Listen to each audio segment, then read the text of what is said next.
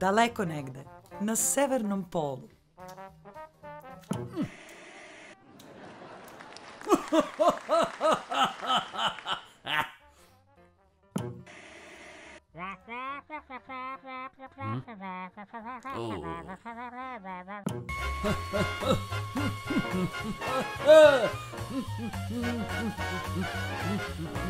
Deda! Šta je? Deda! A, pa ti si! Šta to radiš?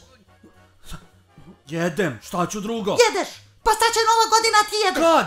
Sad! Šta da radim? Pa kako šta da radiš? Ja ovdje pakujem poklone, ti šta da radiš? Kako šta da radiš? Pa treba da mi pomogneš da pakujemo poklone!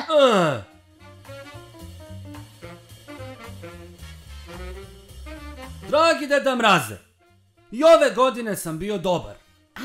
Jedva čekam da dođeš do mene, uđeš kroz odžak i ostaviš mi poklone ispod jela. I ja jedva čekam da uđeš kroz Ja odžak. jedva čekam, Rašo.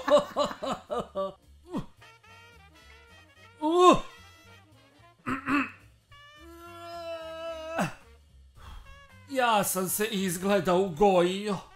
Vidi kako sam na slici šlang. Mau, to si nekad bio.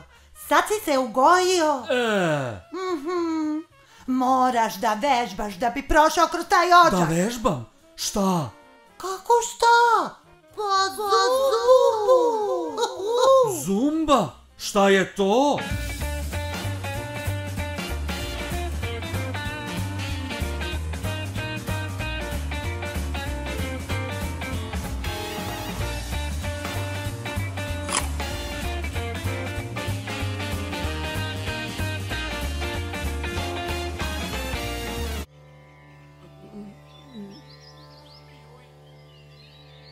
Što je dobra ova joga!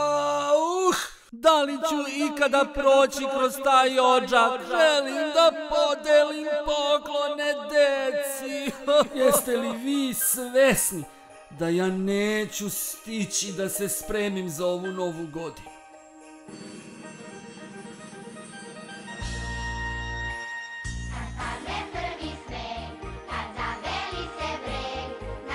Pozovite Deda Mraza i pomozite mu da se što pre spremi za Novu godinu.